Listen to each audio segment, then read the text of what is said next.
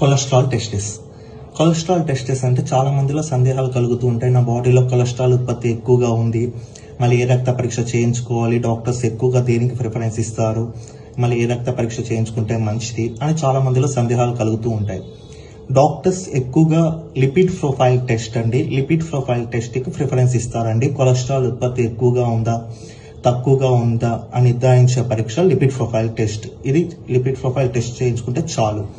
దీన్ని మళ్ళీ 4 విభాగాలుగా మళ్ళీ దీంట్లో మనకు చూపిస్తారు. ఎక్కువగా టోటల్ కొలెస్ట్రాల్ అంటే బాడీలో టోటల్ కొలెస్ట్రాల్ ఉత్పత్తి ఎక్కువగా ఉందా తక్కువగా ఉందా.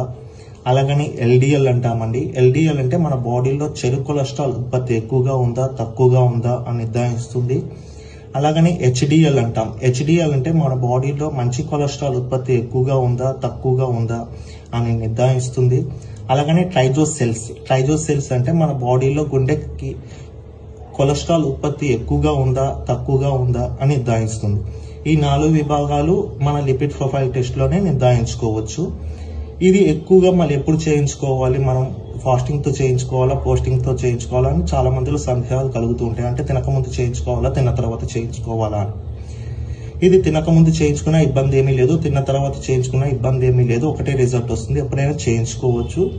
కానీ డాక్టర్స్ ఎక్కువగా దీన్ని హార్ట్ ప్రాబ్లం ఉన్న వాళ్ళకి, కొలెస్ట్రాల్ ఉత్పత్తి ఎక్కువగా ఉన్న వాళ్ళకి రాస్తూ ఉంటారు. కాబట్టి మనం డాక్టర్ సజెషన్ తీసుకున్న తర్వాతనే ఈ లిపిడ్ ప్రొఫైల్ టెస్ట్ అనేది చేయించుకుంటే చాలా మంచిది. మనకి ఏమైనా ప్రాబ్లం ఉందా అని తెలియజేస్తుంది కాబట్టి తొందరగా మనం ప్రాబ్లమ్ని సాల్వ్ చేసుకోవచ్చు.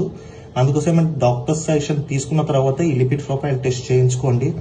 ఏమైనా ప్రాబ్లం ఉన్నా తొందరగా సాల్వ్ చేయించుకోవచ్చు.